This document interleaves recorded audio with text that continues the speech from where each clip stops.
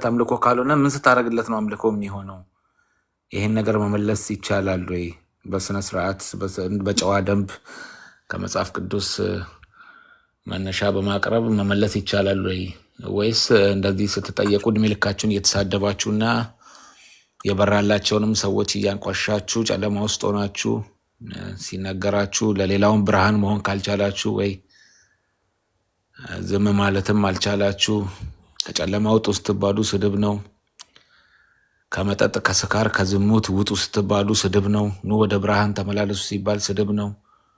መናቅል መጽሐፍ ቅዱስ አታውቁም ማለት ነው። እና አንዳንድ ስህተቶች እያነሱ ፕሮቴስታንትን ወይም ተሐድሶን የማይወክሉ ሰዎችን አቃቂር እያወጡ መኖር እስከመች ነው የሚቀጥለው? በግልጽ ነው። እኛ በጣም እንወዳችኋለን። እኛም ስህተት ካለ የእኛንም ስህተት አርሙን። መነሻችን የእግዚአብሔር ቃል ይሁን። ከመጽሐፍ ቅዱስ የበለጠ ነገር የለም። ይሄ ገደላ ገደል የምትሉትም ሰዎች የጻፉት ነው እና ዝም ብሎ አሁን ገደል ተጻፈ ሲባል ሰው አሁን እየመሰለው ያለው ዝም ብሎ ቀለል ያለ አንድ ውሸት ብቻ ነው የሚመስለው እንጂ አይደለም። በጣም አደገኛ መርዝ ነው። የክርስቶስን መስቀል ላይ የከፈለውን ዋጋ አሳንሶ ለማሳየት ሆን ተብሎ በሰይጣናዊ መንገድ የመጣ በጣም አደገኛ መርዝ እንደሆነ ሰው አዌርነስ ሊኖረው ይገባል እንጂ ይሄ ተራ ዝም ብሎ የተጻፈ ኖርማል ሰዎችን የሚያስት መጽሐፍ አይደለም። በጣም አደገኛ ነው። በክርስትና ውስጥ ተሸሽጎ ያለ በጣም አደገኛ የሰይጣን አስተምሮ ነው። ይህንን ነው እንጂ ኦርቶዶክስን የሚጠላ የለም። ስህተት የሆነውን ነገር ግን በእግዚአብሔር ቃል እውቀት ስህተት ነው ተብሎ ሲገለጥ መቀበል ያስፈልጋል። አሁን እንግዲህ በጣም መልካም ዘመን ነው። ወንጌልን ለመማር እንትን ለማለት በጣም ብዙ አስተማሪዎች ብዙ አዋቂዎች ያሉበት ዘመን ነው። እንደ ድሮ በጭፍንነት መጓዝ አያዋጣም። ግልጽ የሆነ ነገር ነው። የሚደረጉ ነገሮች ግልጽ የሆኑ ነገሮች ናቸው። መጽሐፍ ቅዱስ በተለያየ ቋንቋ ሰው በሚገባው ቋንቋ ሁሉ ተተርጉሞ ሰው ሁሉ እንዲረዳው ተደርጎ የመጣበት ዘመን ነው። ኦሮምኛ ለሚችለው በኦሮምኛ፣ ትግርኛ ለሚችለው በትግርኛ የታተመበት ዘመን ነው። ሁሉም አንብቦ ሊረዳ የሚችለውን ነገር ግን ትቶ በሌላ ይሄ በልማድ የመጣን እንትን አልተውም በማለት እውነት ለመናገር በጣም አብዛኛው ኦርቶዶክሳዊ በሼም ነው ያሉ። አሁን እዛ ቤት ውስጥ በጣም በፍረት ነው። ለምን ይሄን እኔ አንድ እናት ኢትዮጵያ ያለው አንድ እናት ገጥሞኛል። የጓደኛዬ እናት ናቸውና እውነቱ እኮ ይገባኛል ብላ ማለት ነው። እኔ እንደውም የጽዋ ነው ምናምን የሚባለው ነገሩ ላይ ይዤላት ይሄድ ነበር። እንደው ቴትለስ ከመች ነው ይሄን ነገር ግን እንደዚህ አምነሽበት ነው እንትን የምትይው? ወይስ እባክህን እንደዛ እኮ አይደለም። የኛ ማህበረሰብ ታውቅ የለ ወይ እንዴ? የት ልኖር ነው? መቀመጫ ልጣ ወይ ቀባሪ ልታሳጣኝ ነው ወይ ልጄ? ምን ላርግ? እሺ ብለው የእውነት ነው ብለው የእውነት እና እንደዛ ብለውኝ በጣም አዘንኩላቸው። በጣም ማለት ነው። እና የታሰሩበትን እስራት ሳይ በቃ በጣም ስንት ዓመት እኔ ጓደኞቼን እንደምታውቀው ነው፣ ዘመዶቼን እንደምታውቀው ነው። ከነዚህ ሁላ እየተወጣለሁ ማን ይቀብረኛል ልጄ እንጂ እኔ እኮ በቃ ጋብቶኛል። ልጆቿ እንዳለ ሆነው ወጣቶቹ አይሰሙም።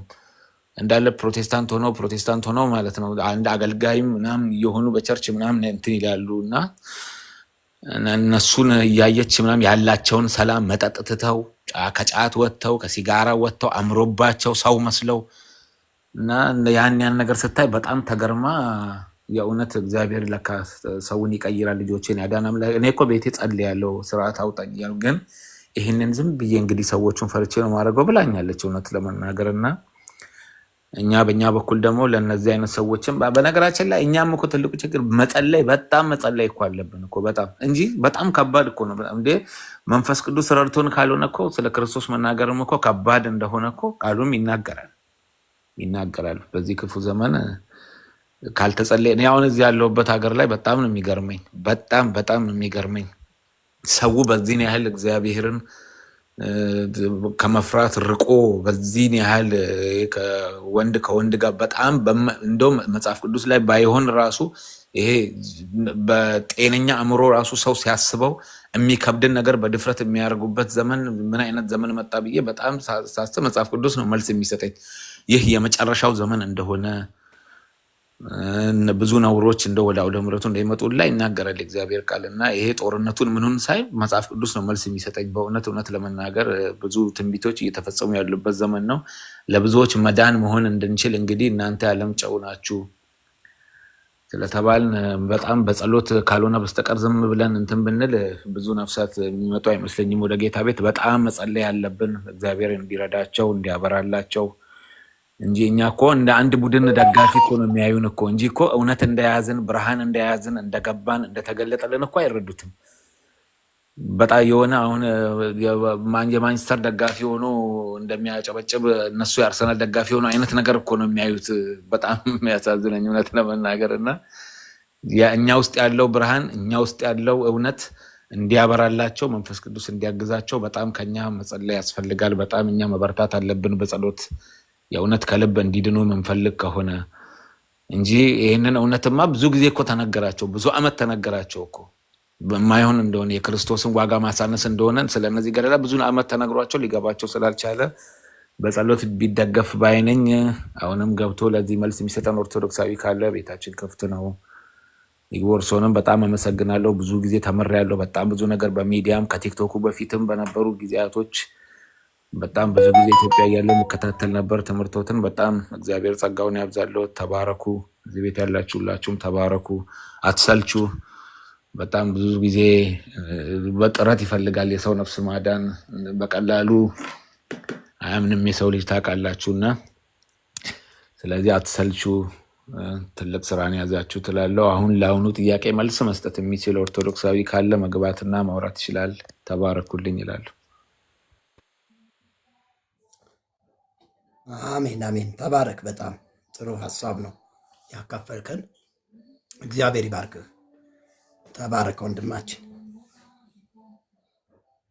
ጌታ ይመስገን። እሺ ስንቄ የምትዩ ነገር ካለ ቀጥይ። ከዛ መግባት የሚፈልጉ ሰዎች ይግቡ።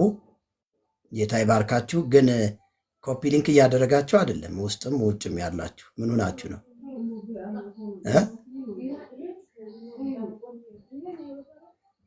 ካልተደረገ እኮ ያስወጣናል አይደል እንዴ? ወጋውላችሁ።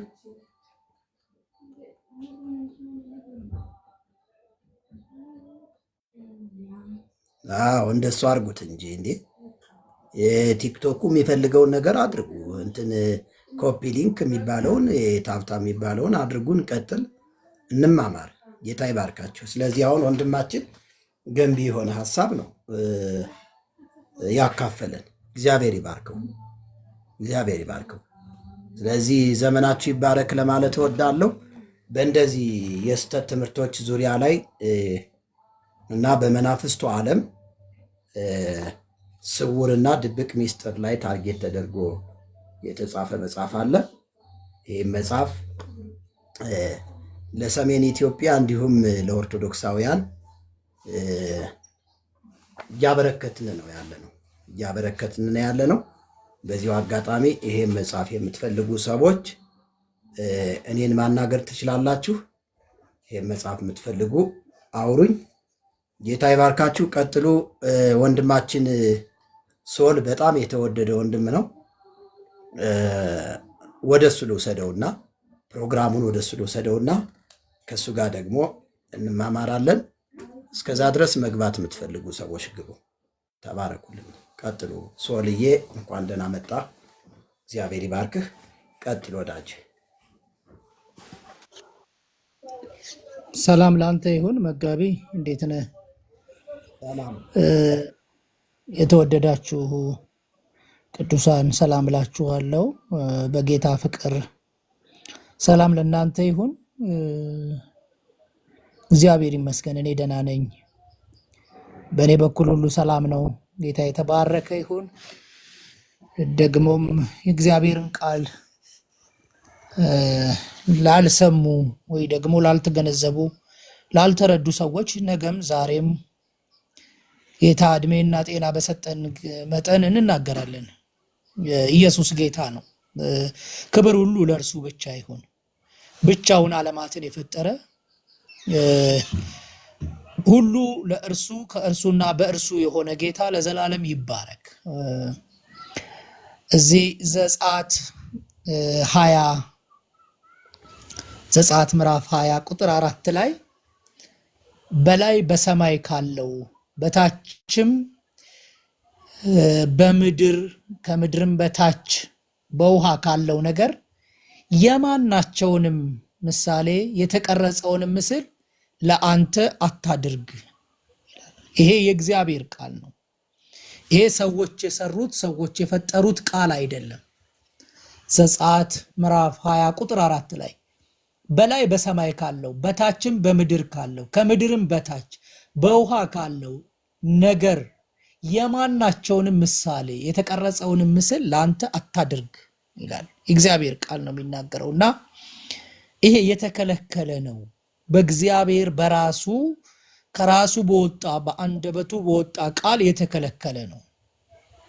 በመጽሐፍ የምናገኘው አታድርጉ፣ ይሄ ያስቆጣኛል፣ በቃ ምንም አይነት ምስል ላንተ አታድርግ፣ ደግሞም ይሄንን ላንተ ባደረክ ጊዜ እኔን ታሳዝናለህ ብሎ የተናገረበት ነው። በቃ አታድርግ፣ ክልክል ነው። ዘዳግም 4 ቁጥር 23ም እንደዚህ ይለናል፣ አምላካችሁም እግዚአብሔር ከናንተ ጋር የተማማለውን ቃል ኪዳን እንዳትረሱ ሙሴ ይናገራል። ቃል ኪዳን እንዳትረሱ አምላክም እግዚአብሔር የከለከለውን በማናቸውም ቅርጽ የተቀረጸውን ምስል እንዳታደርጉ ተጠንቀቁ። መጀመሪያ መሳል ራሱ ይሄንን ስዕል ቅርጻ ቅርጽ መስራት በራሱ ክልክል ነው። በቅርጹ ላይ ይገለጣል የሚለው ነገር ሌላ ሆኖ እያለ ራሱ ስዕሉ ራሱ ቅርጹ ምናልባትም እሱን መስራት በኃጢአተኝነት ያስመድባል፣ በደል ነው፣ በእግዚአብሔር ላይ ማመጽ ነው። የእግዚአብሔር ቃል ይናገራል፣ በእርሱ ላይ ተናገረኝ በእርሱ ላይ ሰግዳለሁ ሌላ ነገር ነው። ግን በራሱ ይሄንን ስዕል መሳል ለራስ ምንም አታድርግ፣ በማንም የተሳለውን አለ በምንም መልክ የተሳለውን በወንድም ይሁን በሴት በአዋፋትም ይሁን በእንስሳም ይሁን በሚሳበውም ይሁን በሚበረውም ይሁን ከላይ በሰማይ ባሉትም በመላእክቱም ምስል ይሁን በማንም ምስል እንዳታደርግ ተጠንቀቅ። አምላክህም በኮሬብ ባታየህ ጊዜ ድምፅን እንጂ መልክን ከቶ አላየህምና ይሄንንም እንዳታደርግ ተጠንቀቅ ብሎ የእግዚአብሔር ቃል ይከለክላል። ወገኖች እዚህ ውስጥ ያላችሁ በክርስቶስ ኢየሱስ ያላመናችሁ ሰዎች ዛሬም እንነግራችኋለን፣ ይሄ በደል ነው፣ በእግዚአብሔር ላይ ማመጽ ነው። ለስዕሉ መስገድ ሌላ ጥያቄ ሆኖ፣ ለስዕሉ መንበርከክ ሌላ ጥያቄ ሆኖ፣ ለስዕልሽ ያልሰገደ ከቆመበት ተለይቶ ይጥፋ እየተባለ የሚታወጀው አዋጅ ሌላ ሆኖ እያለ ስዕሉን መሳል በራሱ ሰዓሊ መሆን፣ ይሄ አምላክ ነው፣ እቺ ደግሞ እንትናት፣ ይሄ ደግሞ መላእክት ነው ብሎ መሳል በራሱ ኃጢአት ነው፣ በደል ነው እያለን ነው። የእግዚአብሔር ቃል ነው የሚናገረው። ስለዚህ እግዚአብሔርን የሚያስቆጣ ነገር አታድርግ እያለ ነው። በቃ አታድርግ፣ ይሄ ተፈጽሞ የተከለከለ ነው አላየህምና። ዘዳግም 4:23 አምላካችሁም እግዚአብሔር ከናንተ ጋር የተማማለውን ቃል ኪዳን እንዳትረሱ። እሱስ አምላክህም እግዚአብሔር የከለከለው በማናቸውም ቅርጽ በሰውም ይሁን በእንስሳትም ይሁን በአዋፋትም በፈለገው ይሁን በዚህ የተሳለውን የተሰራውን ቅርጽ የተቀረጸውን ምስል እንዳታደርግ ተጠንቀቅ ነው የሚለው። ሰግደህ መርከሱን ትተኸው ገና ላንተ ብለህ ይዘኸው ገዝተህ ወደ ቤት እንዳትገባ፣ ይዘኸውም እንዳትሾመው እንዳትሰቅለው ከፊትህም እንዳታስቀምጠው፣ ስለዚህ ይሄንን እንዳታደርጉ እያለ በዚህ በኦሪት መጽሐፍ ላይ ተገልጾ ተቀምጧል። ይሄ መዳፈር ነው፣ የእግዚአብሔርን ትእዛዝ መናቅን። ይሄ ደግሞ ከእግዚአብሔር ጋር የሚጣሉ ይደቃሉ ነው የሚለው። ከእግዚአብሔር ጋር መጣላት ይሆንባችኋል። ምናልባት ከእግዚአብሔር ጋር ስትጣሉ እንዳትገኙ ብሎ ገማሊያ እንደተናገረ እንደዚሁ ከእግዚአብሔር ጋር ስትጣሉ እንዳትገኙ ይሄንን እንነግራችኋለን። ቀልጦ የተሰራ ምስል፣ የእጅ ስራ፣ ሰዎች የቀረጹት ምስል፣ ይሄ በሙሉ ጣዖት ነው። በቃ በዚህ ውስጥ አይደለም ምን የምገለጠው። እግዚአብሔር ከስትንፋሳችን ይልቅ ቅርብ ነው። ስለዚህ ልንጸልይ የሚገባን በእውነትና በመንፈስ ነው። ዮሐንስ ወንጌል ምዕራፍ 4 ላይ የሚነግረን ቃል እግዚአብሔር መንፈስ ነው፣ የሚሰግዱለትም በእውነትና በመንፈስ ሊሰግዱለት ያስፈልጋል። ውክልና የለውም። በስዕል አልተወከለም፣ በቅርጻ ቅርጽ አልተወከለም። እግዚአብሔር ሁለንተናዊ ነው፣ በቃ ሉዓላዊ ነው። እሱ በዚህ በኩል ይገኛል በዚህ በኩል እናገኘዋለን የሚባል አይደለም። እርሱ መንፈስ ነው። በእግዚአብሔርን የምናመልከው በእውነትና በመንፈስ ነው። ስለዚህ በውክልና ላይ አታድርጉት። ቀልጦ የተሰራ ምስልም አታብጁ። ሕዝቅያስ ምንድነው ያደረገው? ሙሴ ሰቅሎት የነበረውን የናሱን እባብ ሰዎች ሊያጥኑት ሞከሩ። በዘመኑ እርሱ በነገሰ ጊዜ ግን ቀለጣጠመውና አስወገደው፣ ነሁሽታን ብሎ ጠራው።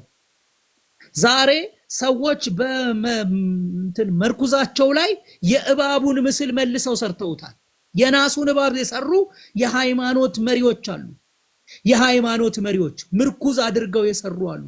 ስለዚህ ያ ነሁሽታን ብሎ የተወገደውን እንደገና መልሶ ማቆም በእግዚአብሔር ላይ ማመጽ ነው። ምክንያቱም ለሱ የሚታመንለት ለእርሱ የሚሰገድለት ጉዳይ አይደለም። ይሄ ኃጢአት ነው፣ በእግዚአብሔር ላይ በደል ነው። ስለዚህ ወደ እግዚአብሔር ዘወር እንድትሉ በዚህ ውስጥ ያላችሁ ምናልባትም ስትቃወሙ የነበራችሁ ካላችሁ ዛሬ እንነግራችኋለን።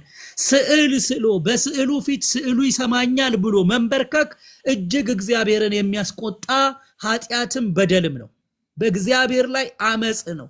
ከአመጽ ተመለሱ ነው ምንላችሁ። ወደ እግዚአብሔር ዘወር በሉ። ይሄንን ምስል አስወግዱ። ቀለጣጥመህ አስወግድ፣ ከቤት አስወግድ። አይሰማህም። ሲጀመር የማርያም ምስል የማርያም አይደለም። ማርያም እሱን እንደምትመስል ያንን ምስል እንዳላት የታወቀ ነገር የለም። ከዚህ በፊት አርሴማ ናት ብለው ብዙ ጊዜ ሲያሰግዱ ከቆዩ በኋላ አርሴማ አይደለችም ባርባራ ሆነ አገኘናት፣ ተቀይራለች አሉ። ስለዚህ የራሳቸውን ምስል እንኳን ፈልገው አጥርተው አልያዙትም። ባርባራ ሆና ተገኘች። አርሴማ ናት ብለን እስከዛሬ ተቀበለናት የኖርናት አርሴማ አይደለችም ባርባራ ሆና ተገኘች ብለው እንደገና እስከዛሬ የተሰገደውን ሁሉ በዜሮ ነው ያባዙት። ስለዚህ ዛሬም በዚህ በምስል ፊት የሚቆመው ነገር ትክክለኛ አይደለም። እግዚአብሔርን ማንም አላየውም። በቅፉ ያለ አንድ ልጁ እርሱ ተረከው ነው የሚለው። ተተርኮልን ተነግሮን ነው ያወቅነው እንጂ እግዚአብሔርን ያየው አንድስ እንኳን የለም። ነገር ግን ሶስት ስላሴዎች ናቸው ተብሎ የሶስት ሽማግሌዎች ፎቶ የሶስት ሽማግሌዎች ምስል ተስሎ እነኚህ ስላሴዎች ናቸው፣ ይሄ መንፈስ ቅዱስ ነው ተብሎ እነሱ በስዕል ሊገለጡ አይችሉም። ይሄ ደግሞ በደል ነው፣ በእግዚአብሔር ላይ ማመጽ ነው። በእግዚአብሔር ላይ ማመጽ ነው፣ አመጽ ነው። እግዚአብሔር አይፈቅድም። የማንንም ምስል ነው ያለው። በላይ በሰማይ ካለው በታችም በምድር ካለው ከምድርም በታች በውሃም ያለውን ምስል ለራስ አታድርግ ይላል። አታድርግ ያለውን እኔ ማድረግ አለብኝ ስንል የምንጣላው ከእግዚአብሔር ጋር ነው። ወገኖች ከእግዚአብሔር ጋር አትጣሉ። እግዚአብሔር መሐሪ ነው። ዛሬ ንስሐ ግቡ። ብለሳላችሁት ስዕል ለምትሰግዱለት ምስል ንስሐ ግቡ። ምክንያቱም ዘጸአት 20 ቁጥር 4 ላይ አታድርግ፣ የተቀረጸ ምስል ላንተ አይሁንልህ አለ። ስለዚህ ይሄ ኤግዚቢሽን ማዕከል ያደረጋችሁትን ይሄ ጋለሪ ያደረጋችሁትን አካባቢ ጠራርጋችሁ አውጡት፣ አንሱና አጥፉ። ምክንያቱም እግዚአብሔር በእርሱ ላይ አይገለጥም። በእግዚአብሔር ላይ ማመጽ ነው፣ በእግዚአብሔር ላይ በደል መስራት ነው። ስለዚህ ከእግዚአብሔር ጋር የሚጣሉ ደግሞ ይደቃሉ ነው የሚለውና በምስል ላይ ስለማይገለጥ እምነታችሁን አስተካክሉ። የት ይሆን ማይክ የተከፈተው? የሚያስተጋባ ድምጽ ይሰማኛልና እግዚአብሔር ይሄንን አይወድም። ዛሬ ምን ነገራችኋለን? በምስል ላይ የምናመልከው እግዚአብሔር የለንም። በውክልና በቁሳቁስ የሚመለክ እግዚአብሔር የለንም። ስለዚህ ወደ እግዚአብሔር ዘወር ትሉ ዘንድ እግዚአብሔር በምን እንደሚመለክ ደግሞ ዮሐንስ ወንጌል ምዕራፍ 4 ላይ ኢየሱስ ራሱ ነግሮናል። እግዚአብሔር መንፈስ ነው፣ የሚሰግዱለትም በእውነትና በመንፈስ ነው። ስለዚህ ስግደት የአምልኮ መገለጫ ነው። ዝማሬ የአምልኮ መገለጫ ነው። ሻማ ማብራት፣ ይሄ ሁሉ ዕጣን ማጠን የአምልኮ መገለጫ ነው። ስዕልን ስናጥን እያመለክነው ነው። ለስዕል ፊት ስንሰግድ ለስዕልሽ ያልሰገደ ተብሎ እንደተጻፈው ለስዕል ስንሰግድ ይሄም አምልኮ ነው። ስለዚህ ከዚህ የተረገመ አሰራር ከዚህ እርግማንን ከሚያመጣ ከሰበክንላችሁ የተለየ ወንጌል የሚሰብክላችሁ ከመላእክትም ሆነ ከኛ ማንም ቢኖር የተረገመ ይሁን ብሎ ጳውሎስ እንደተናገረ እርግማን ከሚያመጣ ነገር እንድትሰበሰቡ እጃችሁን እንድታወጡ ወደ ጌታ ዘወር እንድትሉ እንመክራችኋለን። ከሰበክንላችሁ ያለው ምን ሰብኮ ነው ስንለው ወንጌል ስለ ልጁ ነው አለ። ወንጌል ስለ ኢየሱስ ነው አለ። እኔ በክርስቶስ ኢየሱስ መሆኔን አውቃለሁ አለ። ሰውን በክርስቶስ ኢየሱስ አውቀዋለሁ አለ። ከዛ በኋላ የክርስቶስን ማህተም በስጋዬ ተሸክሜ ዞራለሁ፣ ማንም አያድክመኝ አለ። ስለ ኢየሱስ ተናግሮ ነው እሱ ይሄንን ያለው። ስለዚህ እናንተ ዛሬ አምጥታችሁ ከተሰበከው ወንጌል የተለየ የከሌ ስዕል አዳነ፣ የከሌ ስዕል ተአምር አደረገ የምትሉት ነገር ይሄ ከአጋንንት ነው። ተመለሱ፣ ጌታ ተመለሱ ነው የሚላችሁ። ዛሬም በቃሉ ተመለሱ ነው የሚላችሁ። እኛ እንደ ነብይ አይደለም ምን ነግራችሁ፣ የእግዚአብሔር ቃል የሚናገረው ነው ምን ነግራችሁ። ተመለሱ።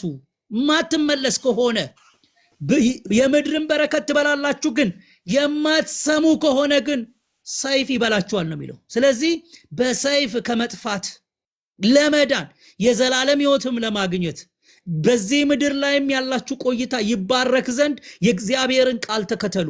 ከሰበከላችሁ ጳውሎስ ከሰበከው ጴጥሮስ ከሰበከው ወንጌል ሌላ አታምጡ። ለጥፋታችሁ ነው የሚሆነው። ይሄ ጥፋት ደግሞ በምድር ላይ ብቻ የሚቆይ አይደለም፣ ተከትሏችሁ ይሄዳል። በዚህ ዋጋ ትከፍሉበታላችሁ። የዘላለም ሞት የሚባል ነገር አለ። ስለዚህ ምስል ላይ ስትሰግድ ቆይተህ እግዚአብሔር ዘላለማዊ ሕይወት ይሰጠኛል ብለህ አታስብ። ይሄ የእግዚአብሔር ቃል ነው። በክርስቶስ ኢየሱስ ከማመን ውጪ የሚያድን የለም። የሚያድነው አንዱ እርሱ ነው። እርሱም ስለኛ ሞቷል። ስለ በደላችን ስለ ኃጢአታችን ሞቷል። ከሞት ተነስቷል። ዳግመኛ ይመጣል። ሲመጣ ለምህረት አይደለም። ሲመጣ ያመኑትን ሊወስድ ደግሞም ባላመኑት ላይ ሊፈርድ ይመጣል። የፍርድ ቀን እንዳለ አስቡ። የዘላለም ሕይወት የሚባል ነገር አለ። ዛሬ ሰዎች ሲኦልን አቅልለው እንደሚነግሯችሁ እንዳይመስላችሁ። እኔ ያለው እጸልያለሁ፣ ከሞትክ በኋላም አስወጣሃለሁ፣ በጻድቁ በሱ በኩል ትገባለህ የሚለው ይሄ ሐሰት ነው። ዛሬ በጉብዝና ወራት ፈጣሪህን አስብ። ዛሬ ነው የመዳን ቀን፣ ዛሬ ነው የማምለጥ ቀን። ግንስ ጳውሎስ ስዕል ይዞ ወደ ከተሞች አልገባም። ጳውሎስ መቋሚያ ይዞ አልገባም። ጳውሎስ መስቀል ይዞ አይደለም የገባው። ጳውሎስ የእግዚአብሔርን ቃል ይዞ ነው የገባው። ስለዚህ የሚያድነው የእግዚአብሔር ቃል ነው። የሚያድነው የክርስቶስ ኢየሱስ ደም ነው። የተከፈለላችሁ ዋጋ አለ፣ እንዳልተከፈለ አትቁጠሩት። ስለዚህ ዛሬም ጥሪ እናደርጋለን። በዚህ ያሉ ወገኖች በር ተከፍቷል። ይሄንን እንድትሰሙ ሁኔታዎችን አመቻችቶ በር ከፍቷል መጋቢ። ስለዚህ እኛም ዛሬ እንነግራችኋለን። ሐሰት አይደለም። የእግዚአብሔር ቃል ምን ይላል በሉና ወደ እግዚአብሔር ቃል ሂዱ። አባቶች ምን ይላሉ አይደለም። አባትማ የፈለገውን ሊል ይችላል። ነገር ግን የእግዚአብሔር ቃል ምን ይላል? መመዘኛው ሰውየው አባት መሆኑ መሸምገሉ አይደለም። ሰውየው ጺሙ መርዘሙ አይደለም። ሰውየው ቀሚሱ መርዘሙ አይደለም።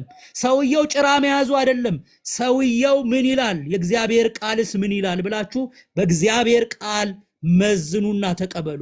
የተነገረህን ሁሉ አግበስብሰህ ስትባክን አትኑር ወንድሜ፣ ስትባክኝ አትኑር እህቴ።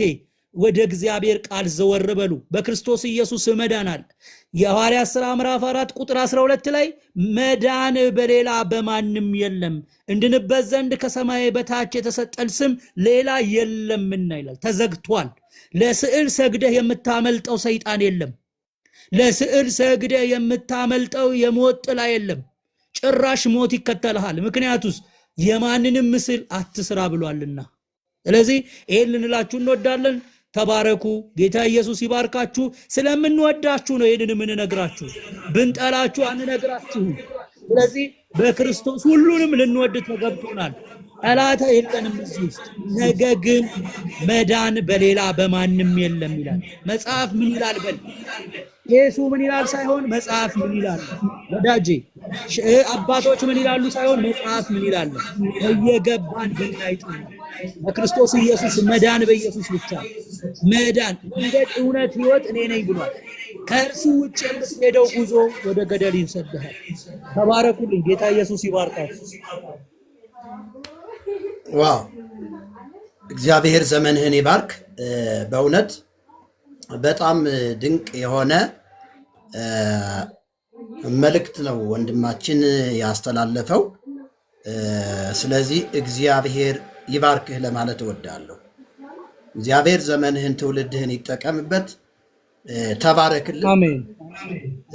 ሁላችሁም ልትባረኩት ይገባል። ወንድማችን በጣም በጣም ለወንጌል የተሰጠ ጥሩ ልብና የክርስቶስ ልብ እንዳለው መለከታለሁ። ስለዚህ ሁላችሁም ሳፖርት አድርጉት፣ አበረታቱት። በጣም እንደዚህ አይነት ሰዎችን ልናበረታታቸው ይገባናል እና በጣም ነፍሴ ነው ሐሴት ያደረገችው። እግዚአብሔር ዘመንህን ይጠቀምበት ከዚህም በላይ በኢየሱስ ስም። እታች ላይ በኮመንት ከምትጋደሉ ግቡና ከኛ ጋር መወያየት ትችላላችሁ። በሩን የከፈት ነው ለመወያየት ስለሆነ ክብር ለእግዚአብሔር ይሁን። ወንድማችን ሶል እንደተናገረው ወደ እግዚአብሔር ቃል ዘወር እንድንል ነው። ታስታውሳላችሁ በዚህ በትንቢተ ኤርምያስ መጽሐፍ ምዕራፍ 22 ቁጥር 29 ላይ ነቢዩ ኤርምያስ አንድ ጊዜ ለሕዝበ እስራኤል እንደዚህ ብሎ መልእክት አስተላልፏል። ምድር ሆይ የእግዚአብሔርን ቃል ስሚ አለ። ወገኖቼ የእግዚአብሔርን ቃል በመስማት ብቻ ነው ሕይወት የሚገኘው። ካለ እግዚአብሔር ቃል በምንም ልትድኑ በምንም ነፃ ልትወጡ አትችሉ። የሰው ልጅ በምድር መኖር ከጀመረበት ጊዜ ጀምሮ ክፋትና ተንኮል አልተለየውም። ከዚህ የተነሳ ምድር የተለያዩ ተቃራኒ ነገሮችን ሳይስማሙ እንደተስማሙ፣ ሳይዋደዱ እንደተዋደዱ መስለው ውለው የሚያድሩባት የክስተቶች መከሰቻ ወይም ደግሞ መገለጫ ዓለም እንደሆነች እናውቃለን። ማግኘት ከማጣቱ፣ ብልጽግና ከድህነቱ፣ ጤንነት ከህመሙ፣ ጽድቅ ከኃጢአቱ፣ ብርሃን ከጨለማው፣ ጣፋጭ ከመራራው፣ ፍቅር ከጥላቻው፣ ሰላም ከሁከቱ ሁሉም ጎን ለጎን የሚኖሩባት ከእውነት ይልቅ ደባዎች ከመጋረጃው በስተጀርባ የሚፈጸሙባት ዓለም እንደሆነች እናውቃለን። በአንጻሩ ደግሞ እንደ ሰማያውያን መላእክት በጸጋ እግዚአብሔር የረቀቁ ስለ እውነት የጀገኑ ስለ ወንጌል የሚኖሩ ሞትን የማይፈሩ ልክ እንደ ወንድማችን ሶል እውነት የሆነውን የእግዚአብሔርን ቃል የሚመግቡ ደግሞ አሉ። ክብር ለታረደልን በግ ለናዝሬቱ ለኢየሱስ ይሁን። ስለዚህ ወገኖቼ ሆይ ለእግዚአብሔር ልንታዘዝ ይገባናል። ለእግዚአብሔር ለቃሉ ልንኖር ይገባናል። ለእግዚአብሔር ታማኝ ሆነን ልንኖር ይገባናል። ውስጥን የሚያውቅ እግዚአብሔርን ማለፍ አይቻልም ወገኖቼ ሆይ። ታስታውሳላችሁ በአንድ ወቅት ሕዝበ እስራኤልን በነቢዩ ኤርምያስ አፍ ሲወቅሳቸው የተናገረው ቃለ ተግሳጽ እንዲህ ይል ነበረ። እነሆ በማትረቡበት በሐሰት ቃል ታምናላችሁ፣ ትሰርቃላችሁ፣ ትገድላላችሁ፣ ታመነዝራላችሁ፣ በሐሰትም ትምላላችሁ። መጥታችሁም ደግሞ ስሜ በሚጠራበት ከዚህ ቤት ቆማችሁ ይህንን አጸያፊ ነገር አላደረግንም ብላችሁ ትላላችሁ ይላቸዋል። ትንቢተ ኤርምያስ መጽሐፍ ምዕራፍ 7 ቁጥር 8 እስከ 11 ገብታችሁ ስታነቡ ዛሬ ማንን ነው እያታለልን ያለ ነው? ማንን ነው እያታለልን ነው ያለን? ወገኖቼ ሆይ ሰው እኮ የሰውን ቃል እንኳን ይጠብቃል፣ አይደለም ሰማያትና ምድርን በቃሉ የፈጠረውን እግዚአብሔርን ይቅርና። እንደ አንድ አካባቢ ተለዋዋጭ የሆነው ጠባያቸው ሕዝበ እስራኤል ለእግዚአብሔር እጅግ አስጨናቂ የሆነበት ዘመን ነበረ።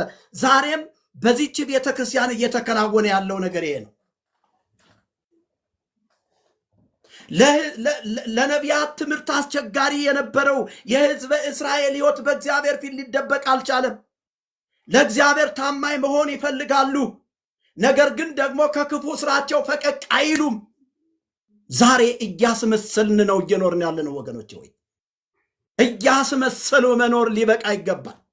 ለምድራችን መዓት ነው ያመጣብን፣ ጦርነት ነው ያመጣብን፣ ረሃብ ነው ያመጣብን፣ ቸነፈር ነው ያመጣብን።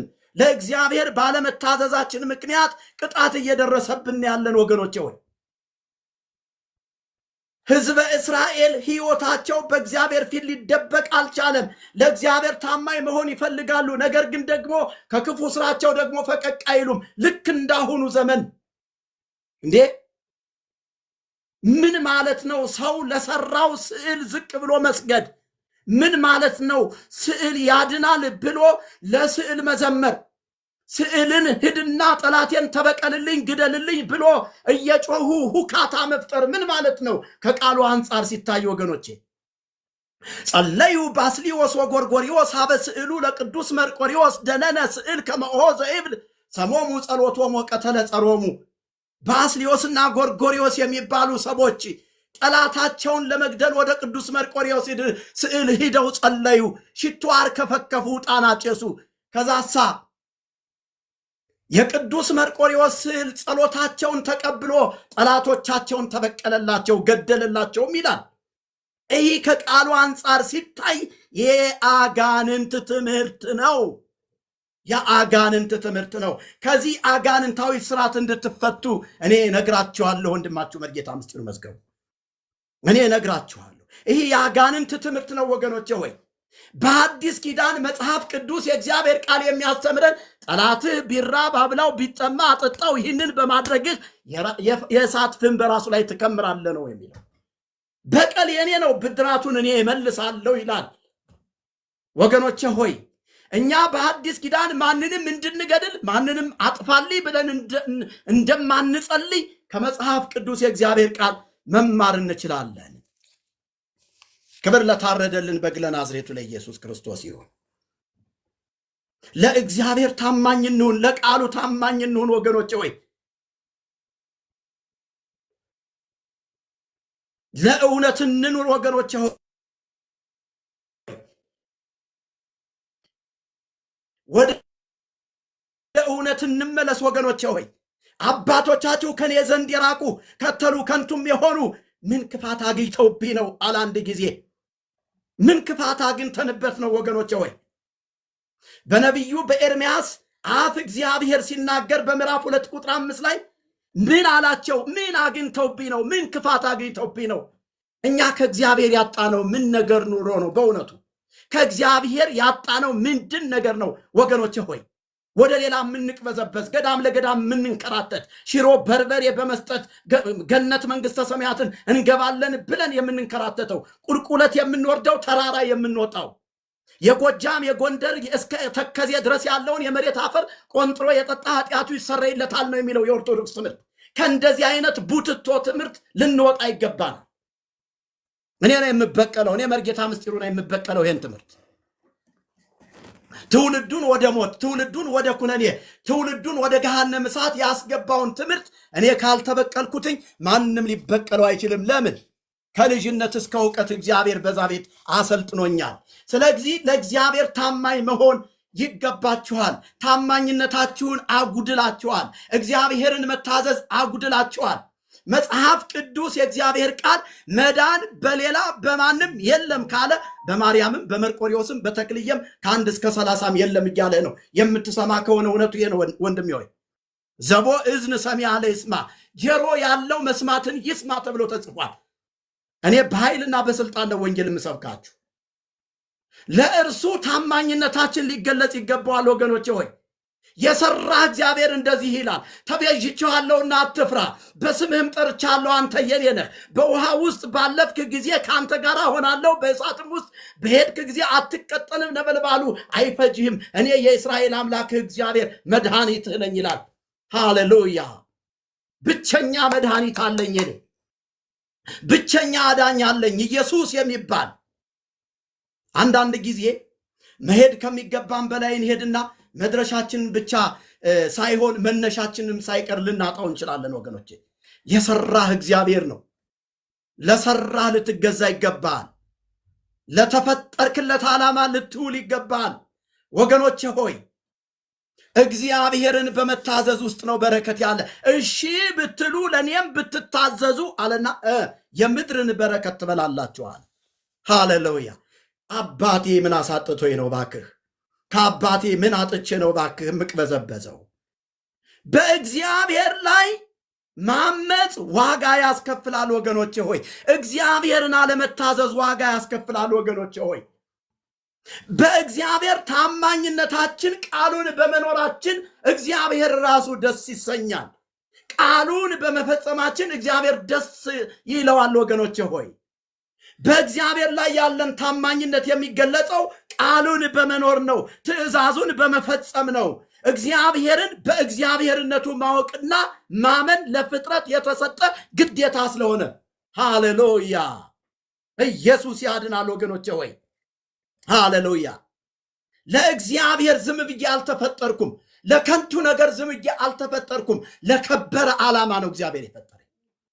አንተ የተፈጠርከው ዝም ብለህ አይደለም፣ ለከበረ ዓላማ ነው የተፈጠርከው ወዳጄ ሆይ። መጽሐፍ ቅዱስ የእግዚአብሔር ቃል ሲናገር ስለ ሰው ፍጥረት እንዲህ ይላል፣ ኩሉ ነፍስ ይሴብሖ ለእግዚአብሔር፣ እስትንፋስ ያለው ሁሉ እግዚአብሔርን ያመስግን ነው የሚለው። አንተ እግዚአብሔርን ለማመስገን ተፈጠርክ እንጂ ፍጥረታትን ለማመስገን ለፍጥረታት ለመገዛትና ለመስገድ አልተፈጠርክም ወገኔ ሆይ። ይህንን የሚሰማ ጆሮ የሚያስብ አይምሮ፣ ሌሎችም ሕዋሳት ተሰጠውት የእግዚአብሔርን ሀብት ወራሽ የሆነው ሰው ዛሬ በሚኖርበት በሕይወተ ሥጋ እያለ ሥጋዊ ፍላጎቱን በመንፈሳዊ ሕይወቱ ላይ የሚፈጠርበትን ጫና እየተቋቋመ ስለ እውነት ሊኖር ይገባዋል ወገኖቼ ሆይ። ስለ እውነት ሊኖር፣ ስለ እውነት ሊሞት ይገባዋል ወገኖቼ ሆይ። መሞት ካለብህ እውነትን ይዘሙት። ምን እዚህ የቤት ክራይ ነው የሚቀርብህ? ሽሮና በርበሬ ሐሳብ ነው የሚቀርብህ? ምን ያደርግልሃል እዚህ? ሃሌሉያ! ክብር ለታረደልን በግ ለናዝሬቱ ለኢየሱስ ክርስቶስ ይሁን። ሃሌሉያ! ስለዚህ ቃሉን ልንጠብቅ፣ ቃሉን ልንኖረው ይገባናል። ይሄ በጣም የሚያበሳጭ ትምህርት ነው ወገኖቼ ሆይ። የኦርቶዶክስ ቤተክርስቲያን ትምህርት ጳውሎስ አንድ ጊዜ መንፈሱ እንደተበሳጨበት እኔ እነዚህ መጽሐፍቶች ሳገላብጣቸው ሳያቸው እጅግ መንፈሴ ይበሳጭብኛል። መርቆሪዎስ የሚባለው በዛሬ ህዳር 25 ቀን የሚመለከው የሚሰገድለት የሚዘመርለት ይህ አምላክ ሆኖ ነው የሚመለከው። ፈጣሪ ተብሎ ነው የሚመለከው። ማስረጃውን ላሳይህ። እነዚያኑ ዘመርቆሪዎስ ሂሩተቲትና ወየዋሃተ ዘተአገሰ በእንተ አፍቅሮተ ሰብ ዘሰቀሎ ለሰማይ ከመቀመር ዲበ ተሰቅለ አክሊለ ዘሶክ ተቀጸለ ይላል። ልተርጉምልህ፣ እኔ ሊቀ ሊቃውንቶችን አምጣቸው ልተርጉምልህ። የመርቆሪዎስን ደግነትና የዋህነት እንናገራለን። እነዚያኑ ዘመርቆሪዎስ ሂሩተቲትና ወየዋሃተ ዘተአገሰ በእንተ አፍቅሮተ ሰብ ስለ ሰው ፍቅር ብሎ ምን ያለ የታገሰ የእሾህ አክሊልን ደግሞ የደፋ ይላል። እውን መርቆሪዎስ የሚባለው የእሾህ አክሊልን ስለ ሰዎች ኃጢአት ደፍቷል ወይ? ከየት አምጥተው ነው? ሌባ እናንተ ነፍስን የምትሰርቁ ነፍሰ ገዳዮች፣ ይሄ ሌብነት ነው። የክርስቶስን ሰርቃችሁ ነው ለመርቆሪዎስ የሰጣችሁት። የሾህ አክሊልን የደፋው መርቆሪዎስ ሳይሆን ኢየሱስ ይባላል። እነግራችኋለሁ። የሾህ አክሊልን የተቀዳጀ ስለ ሰው ልጆች ኃጢአት የተሰቀለ ሰማይን እንደ ዋልታ የዘረጋ ሰማይን በከዋክብት ያስጌጠ ምድርን በአበቦች ያስጌጠ ይህ መርቆሪዎስ እንሰግድለት ዘንድ ይገባዋል፣ እንዘምርለት ዘንድ ይገባዋል። የኔ ጌታ ዝማሬ የሚገባው የታረደው በግ ኢየሱስ ክርስቶስ ይባላል። ወዳጅ እኔ እነግርሃለሁ፣ ይህ ብቻ አይደለም የመርቆሪዎስ ትምህርት፣ ይህ ብቻ አይደለም። እጅግ በጣም አሰልችና እጅግ አሳዛኝ የሆነ ትምህርት አለው። ለፍጥረት ሁሉ መድኃኒት የሆነ የሥጋ ለባሹን ጸሎት ሁሉ የሚሰማ ይላል። የሥጋ ለባሹን ጸሎት የሚሰማ መርቆሪዎስ ባለ ጥቁር ፈረሱ ትናንትና ጣዖት አምላኪ የነበረ እዛ ጣሊያን ሀገር በጦር ጀብዱ የታወቀ ከዛሳ ጦረኛ ጀግና ተብሎ የተጨበጨበለት ከዛ ሰማዕት የሆነ ወደ ኢትዮጵያ ሲመጣ ከመካከለኛው 100 ክፍለ ዘመን ጀምሮ የገባ የስህተት ትምህርት ነው ወዳጄ ሆይ። ይሄንን የገባውን የስህተት እምቦጭ የሆነ ትምህርት ነቃቅልልሃለሁ። መርጌታ ምስጢሩ መዝገቡ። ሃሌሉያ። ምክንያቱም ለህሊና የምኖር ሰው ነኝ፣ ለወንጌል የምኖር ሰው ነኝ። ሞት ከመጣም ና ግባ ነው የምለው። ስለ ወንጌል ምንም ችግር የለብኝም። ለህሊናዬ በመታመን እኖራለሁ፣ ለቃሉ በመታመን እኖራለሁ። ውስጤን የሚያውቅ እግዚአብሔርን ማለፍ አልችልም ወገኖቼ ሆይ፣ አልችልም። ህሊና ከእግዚአብሔር የተሰጠ ለበጎ ስለሆነ እግዚአብሔር የሰጠኝ በጎ ነገር እንድሰራበት ነው። ህሊናዬን እግዚአብሔር የሰጠኝ በህሊናዬ አልነግድበትም። እነ ሆድ አምላኩ እንደሚያደርጉት አላደርገውም። ያማ ቢሆን ኖሮ ባልወጣው ነበር። ወዳጅ ሆይ ክብር ለእግዚአብሔር ይሁን፣ ክብር ለእግዚአብሔር ይሁን። ስለዚህ ወገኖቼ ሆይ ዛሬ መልእክቴ ወደ ቃሉ ተመለሱ። ጌታ ኢየሱስ ክርስቶስ ይወዳችኋል መልእክቴ ነው። የፍቅር ጥሪ ነው የማደርግላችሁ። የፍቅር ጥሪ ነው የማደርግላችሁ። ኢየሱስ ክርስቶስ በወደዳችሁ ፍቅር ይሄንን እውነት ነው እኔ ሪፍሌክት የማደርግላችሁ ወገኖቼ ሆይ ኢየሱስ የሞተው ላንተ ነው። ኢየሱስ የሞተው ላንቺ ነው። እህቴ እነግርሻለሁ፣ አንቺ ኦርቶዶክሳዊት እህቴ አምልጪ። ዘመኑ ተበላሽቷል። ዘመኑ ከፍቷል። አምልጪ።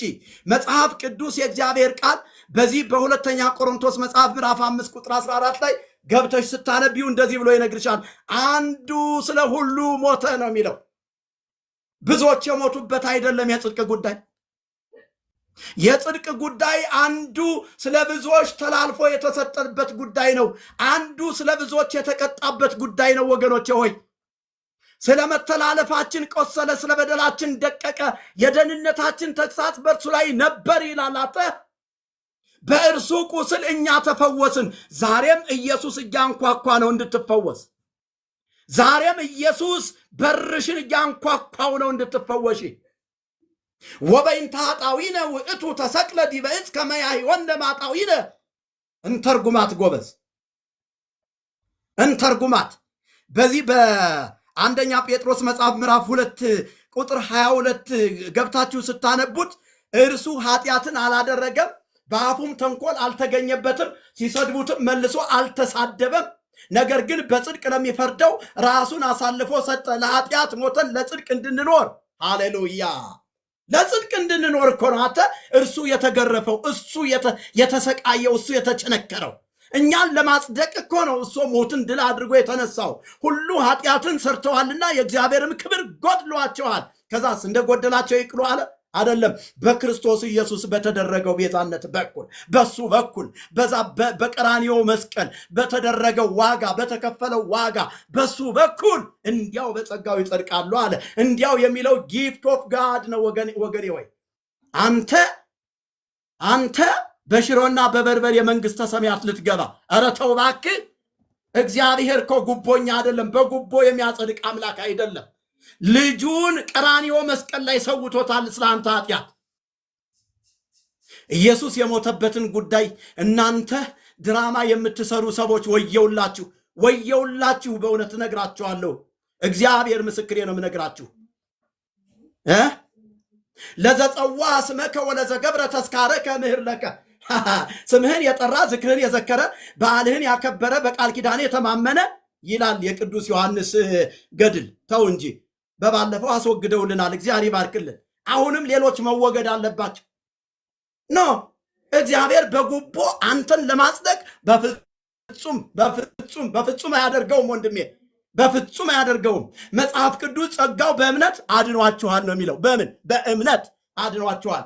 ምንን በማመን? ኢየሱስን። ዘየአምን በወልድ ቦ ሕይወት ዘላለም። በወልድ የሚያምን የዘላለም ሕይወት አለው። ዘላለምን የሚቆጥራለ እንዴ? ዘላለምን ልትቆጥርልኝ ትችላለህ እንዴ? በወልድ የሚያምን የዘላለም ሕይወት አለው አለ እንጂ እንዲያው አንተን እንደምትለው አንተን እንደምትሰብከው አንተን እንደምታስተምረው በእውነት በእንተና በኩል ዝክር ዘክረህ መንግስተ ሰማያት ትገባለህ የሚል ትምህርት በመጽሐፍ ቅዱስ የለም። የሌለውን ደግሞ የለም ብለን መናገር ከኛ ከእያንዳንዳችን የሚጠበቅ ግዴታ ነው። ጳውሎስ ወንጌልን ባልሰብክ ዕዳ አለብኝ ግዴታ አለብኝ ያለው ወየውልኝ ብሏል። እንዲያውም ጳውሎስ ወየውልኝ ብሏል። እስኪ አንድ ጥያቄ ልጠይቅና ልጨርስ ወገኖች። ቤተ ክርስቲያኒቱ በሐዋርያትና በነቢያት መሰረት ላይ ታንጻለች ብላችሁ ሰብኩ ሰምቻለሁ። እውን በሐዋርያትና በነቢያት መሰረት ላይ ታንጻለች? ከታነጸች ጳውሎስ ነው? ጴጥሮስ ነው? ያዕቆብ ነው? ወይስ እስጢፋኖስ ነው ለስዕል ሲሰግድ የነበረ? ይሄ በጥያቄ መልኩ ይቀመጥልኝና መልሱት። ራሳችሁ ህሊናችሁ ይውቀሳችሁና መልሱት። ጳውሎስ ነው? ጴጥሮስ ነው? ያዕቆብ ነው? የትኛው ሐዋርያ ነው ለስዕል የሰገደ? የትኛው ሐዋርያ ነው በስዕል ፊት ጸልዮ ሂድና ጠላቴን ግደልልኝ ብሎ የተናገረ? ኧረ በእውነት ትንሽ ይክበዳችሁ። በሐዋርያትና በነቢያት መሰረት ላይ ታንጻቸዋል። የማዕዘኑም ራስ ድንጋይ ክርስቶስ ኢየሱስ ነው። ይህንን ገፍተር አደረገች ጣለችና የእኛ ቤተ ክርስቲያን አይ ከዚህ ከሐዋርያትና ከነቢያት መጽሐፍ በላይ የእመቤታችን የቅድስት ድንግል ማርያም ተአምር ይበልጣል ብላ በታምረ ማርያም ላይ ጻፈችው። ይብን መጽሐፍ ቅዱስን የነቢያትና የሐዋርያትን ትምህርት ውድቅ ያደረገች ቤተክርስቲያን ነች። ውድቅ ያደረገች ቤተክርስቲያን ነች።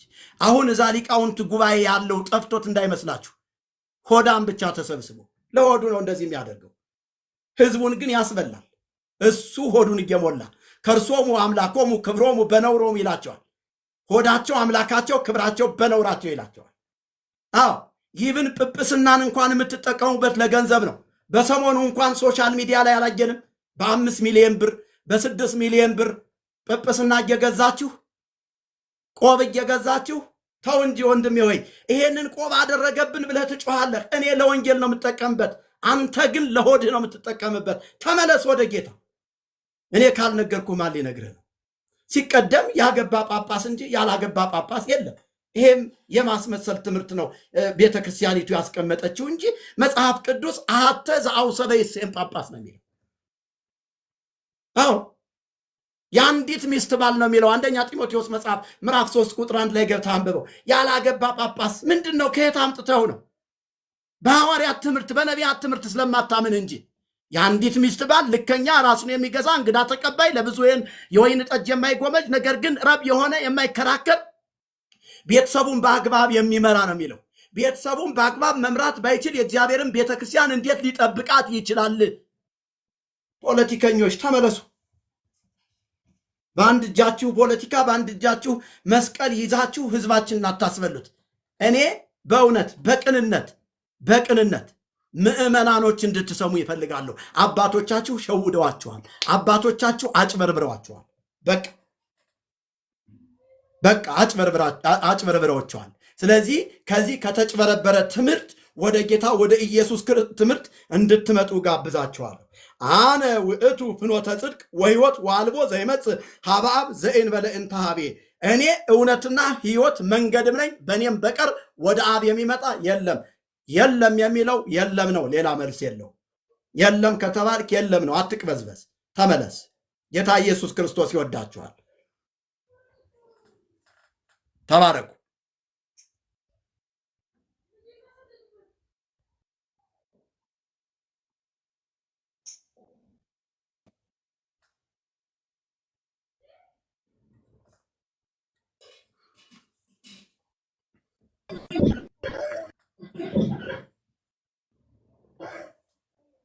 እሺ፣ እግዚአብሔር ይመስገን። ተባረኩ። ጸጋና ሰላም ይብዛላችሁ። መናገር የምትፈልጉ ሰዎች ካላችሁ መቀጠል ትችላላችሁ። ከዛ ጸልየን ፕሮግራማችን እንጨርሳለን። ጌታ ይባረክ። ቀጥሉ።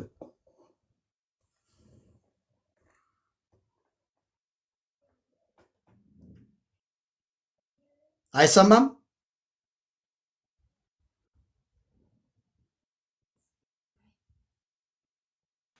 ይሰማል መጋቢ፣ ይሰማል።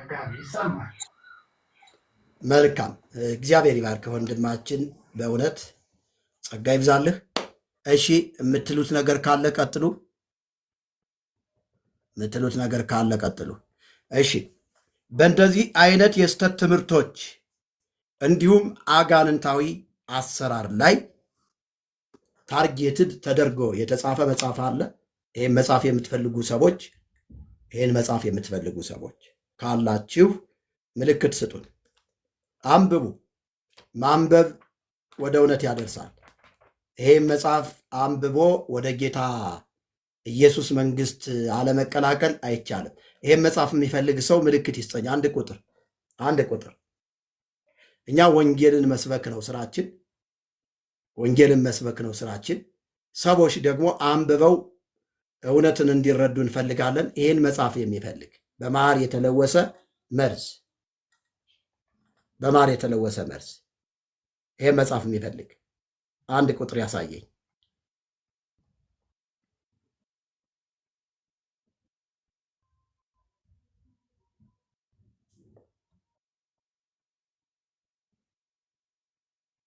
እሺ አንድ ሰው አይቻለሁ።